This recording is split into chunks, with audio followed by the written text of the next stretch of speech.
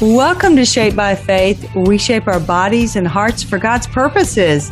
My guests today are Captain Jimmy Parrish, who has served in the Salvation Army for 12 years with Louisville, Kentucky, and Jeremy Warf, the Director of Volunteer Services. Welcome, guys, to Shaped by Faith. Yeah, thank you. Hi, Theresa. So good to be with you today. Yeah, it was so good meeting you a few weeks ago, and I cannot wait for our listeners to hear all about the Salvation Army. There's just so much to what it has to offer. Captain Parrish, I want to start with you and tell us about your family background in serving for the Salvation Army. Well, thank you, Theresa, for covering the Salvation Army. We are truly grateful for that opportunity. For the Salvation Army, for me specifically, my parents were Salvation Army officers and served for 45 years apiece. And so they have retired from the Salvation Army.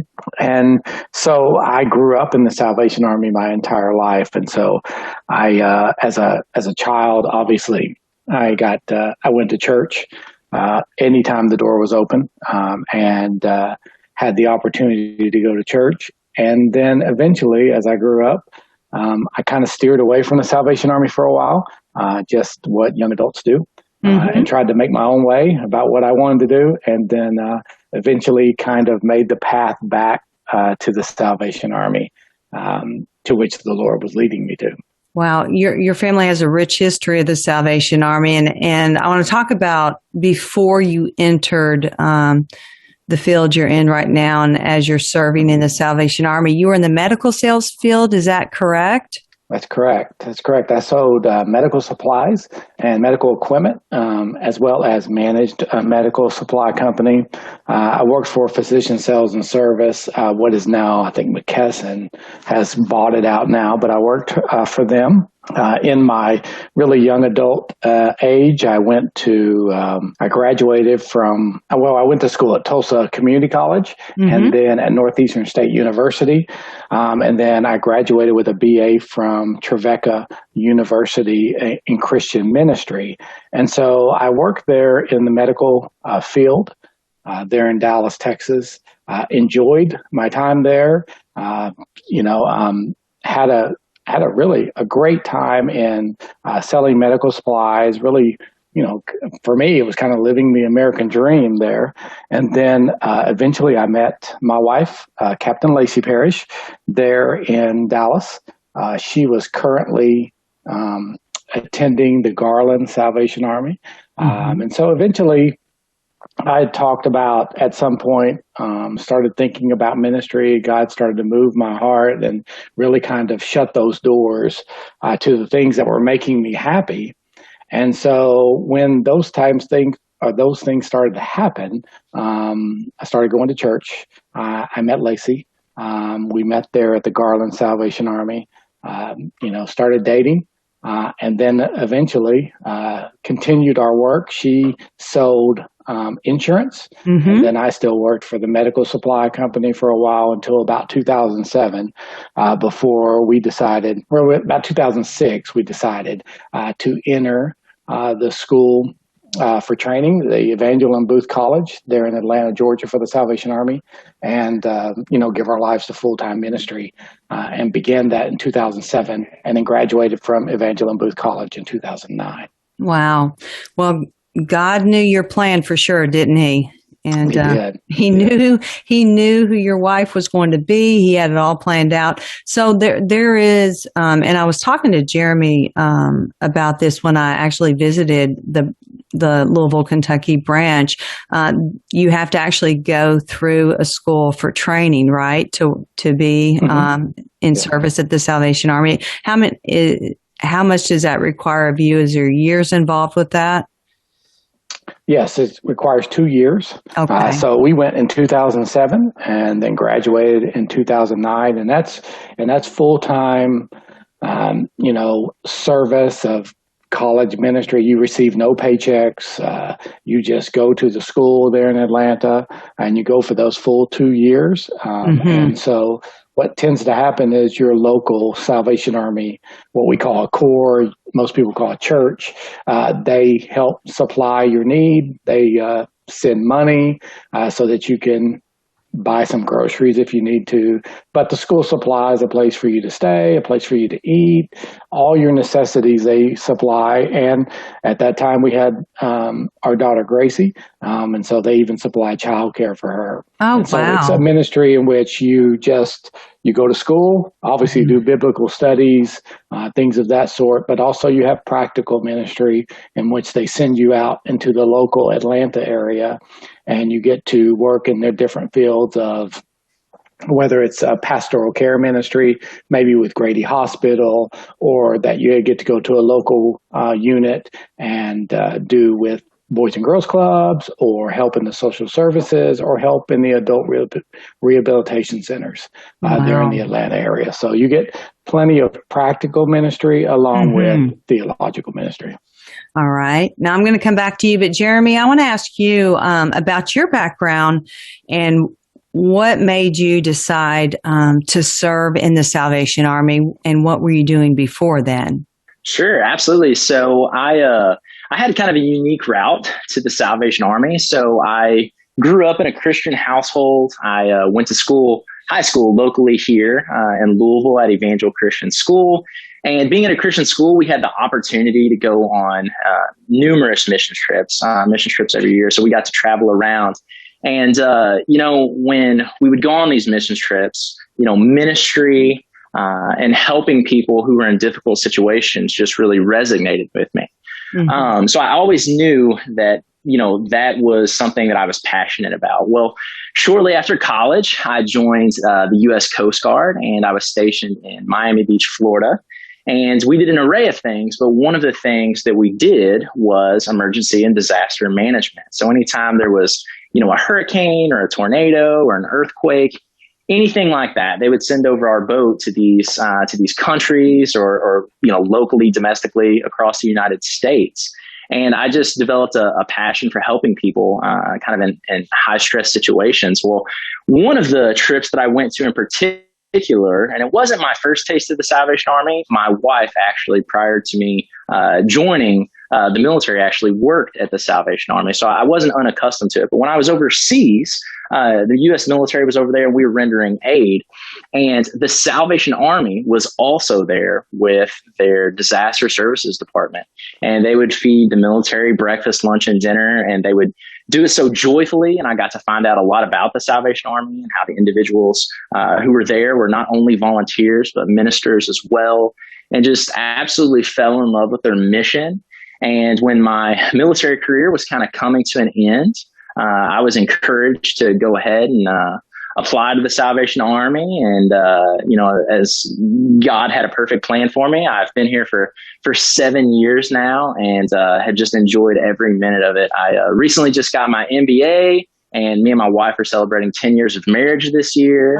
And we're expecting our first child. So life is just awesome at the moment. Congratulations.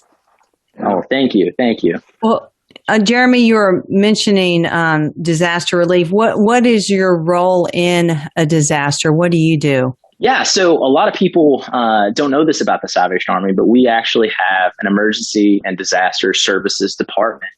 And we have over 7,600 emergency and disaster vehicles all across the United States. And we also have them internationally as well.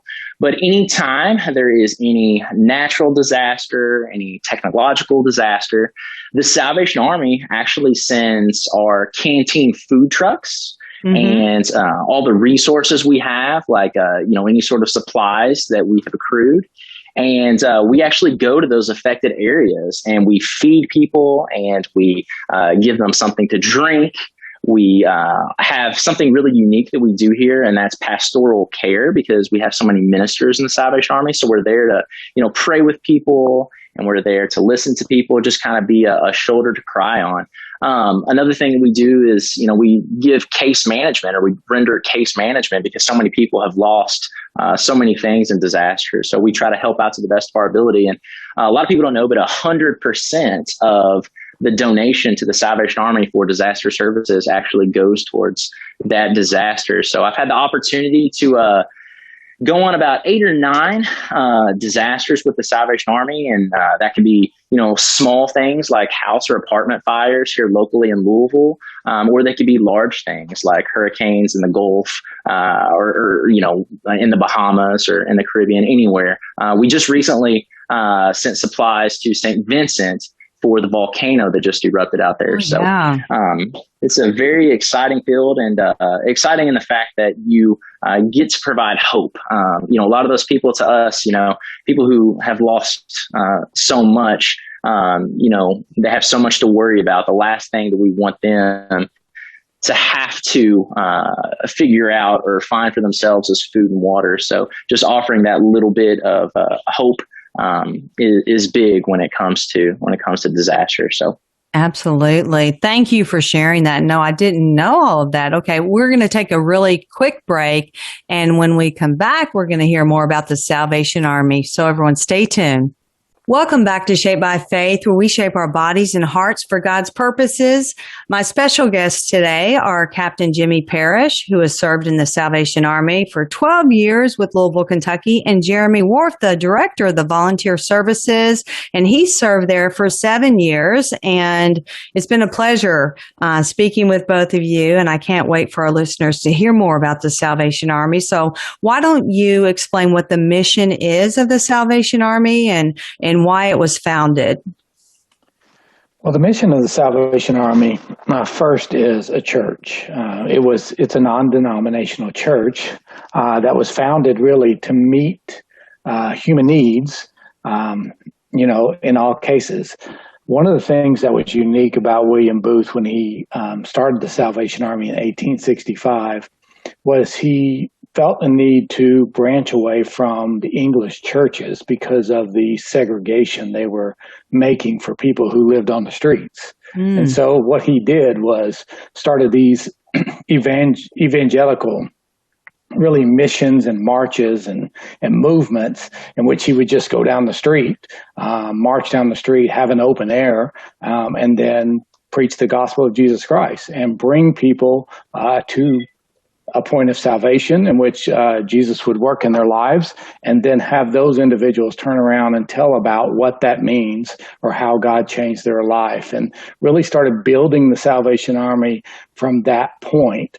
And then eventually it turned into, as he got closer, it started coming into America about social services and how we can feed or how we can help people in a variety of ways, not just bring the gospel of Jesus Christ, but how could we feed them? He felt like for someone to really understand salvation or to have a point of being able to listen to a story about salvation is that you had to feed them. So he talked about soup, soap, and salvation, in which he fed them, he gave them somewhere where they could clean up, and then he presented the gospel to them so that they could have an opportunity to be really open-minded and open-hearted for what the message of Jesus Christ was about to them.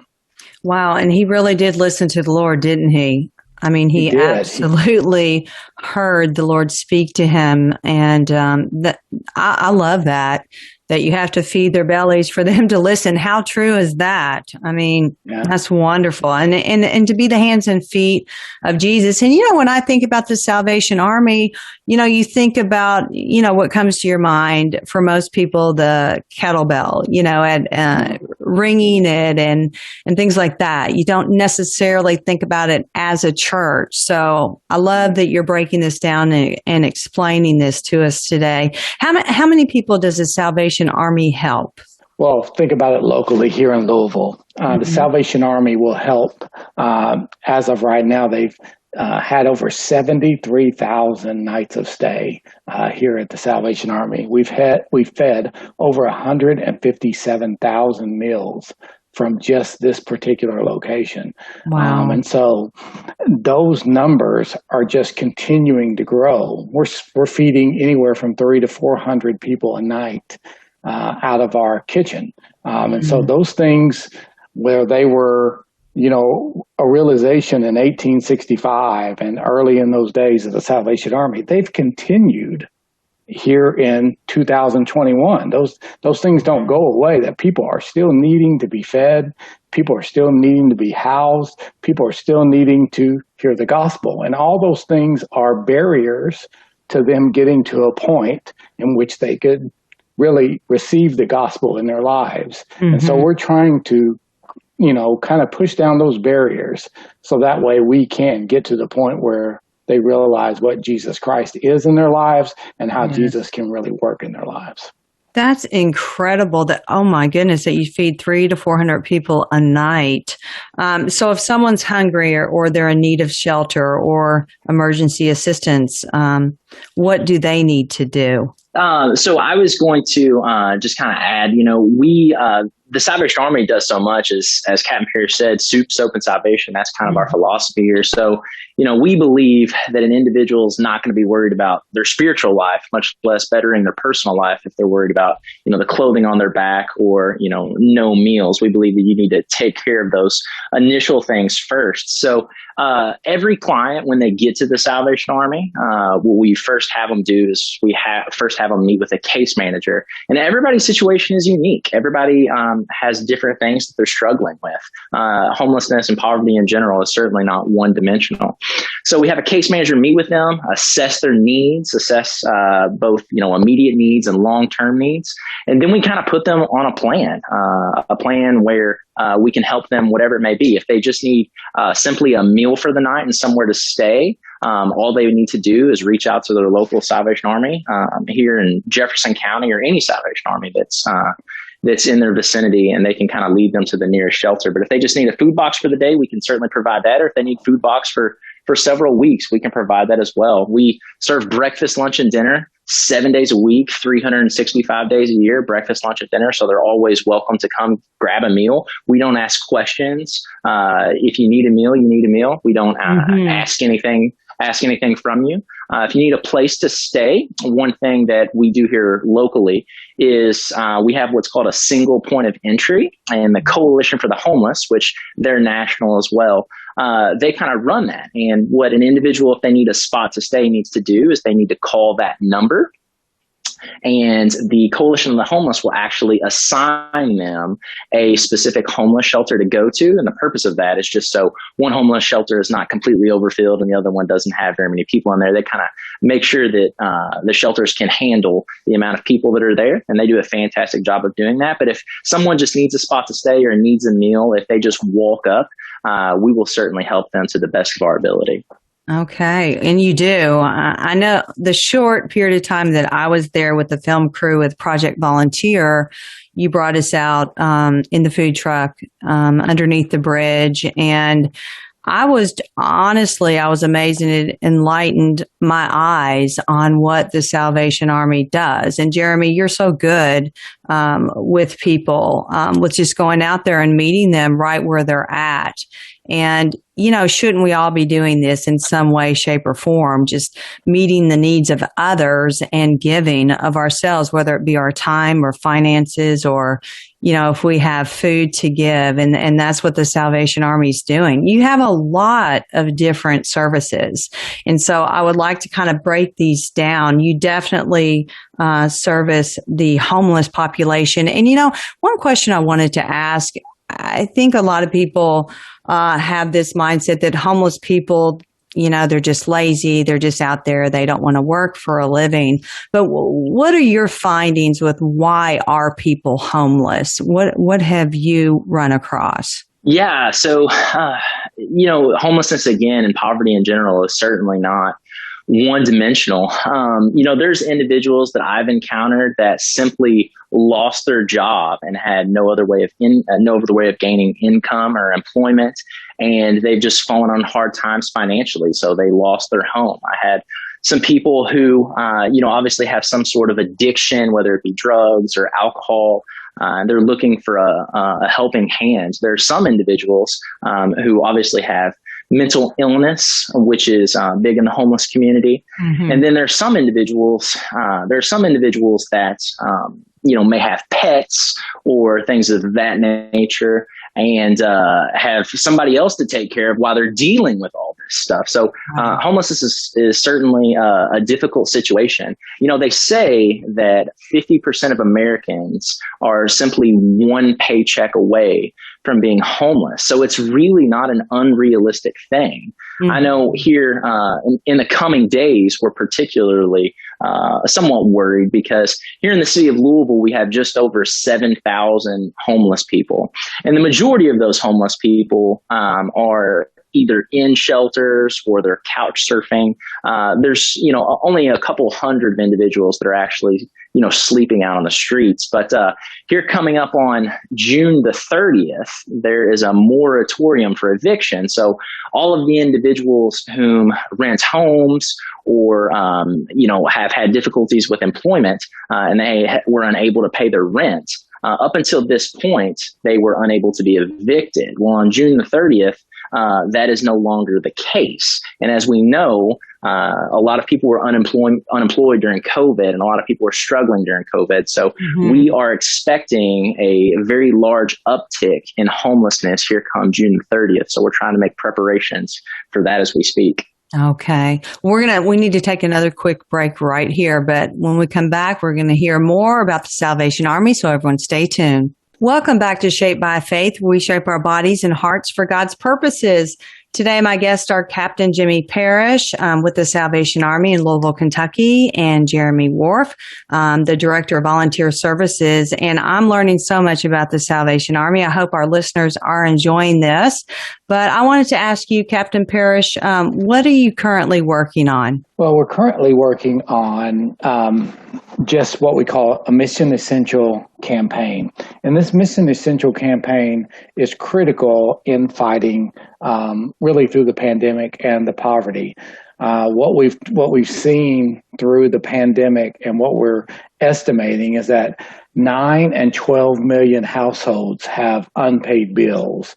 And so they're at risk of losing their homes. And 80% of households are likely to have already spent their stimulus checks. And so in paying off those debts, now they have nothing left for the essentials of food and clothing and things of that sort. So in this campaign and raising our $500,000, we're going to use that money to give back to this community to help those people in need with utility bills, with food that they may not have, with occasions where they could pay some of their rent or get them back on their feet. Really try to keep people from falling below that poverty line, because we feel like once people fall below that poverty line, it says that the challenges could take up to 4 years for them to get back above the poverty line. So that's really what we don't want to happen.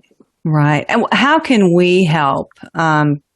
Captain Parrish, someone that's not been involved with the Salvation Army, how can we help out? Well, you could by going to salvationarmylouisville.org and just really looking at the different things that we're doing.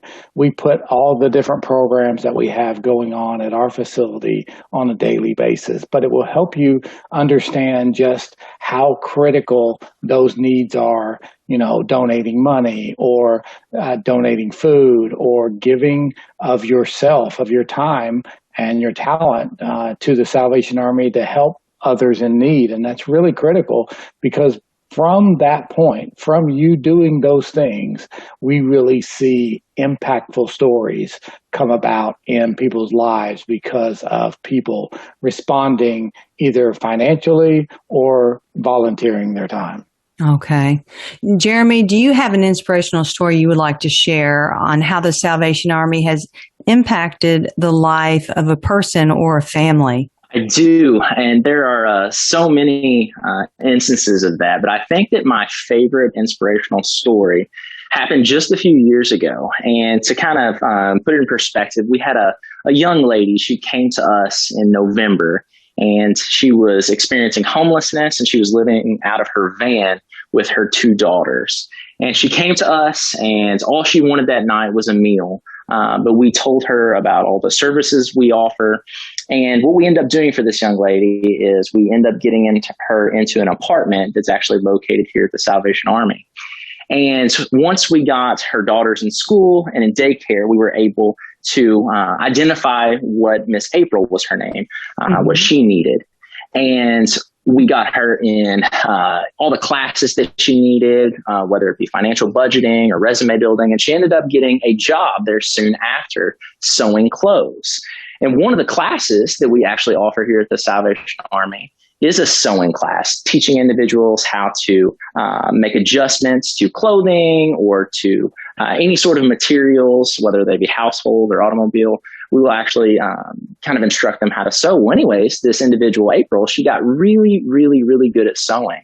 And she began making outfits for little boys and for little girls, and she got really good at it. So fast forward 2 years, Miss April has actually started her own company. It's called Wonderfully Marley. And she got her own LLC. It's one of the classes that we have here at the Salvation Army. And she started making little boys' outfits and little girls' dresses and ribbons and bows. And she actually walked her line at New York City Fashion Week in 2018 and was able to purchase her own vehicle, her own car.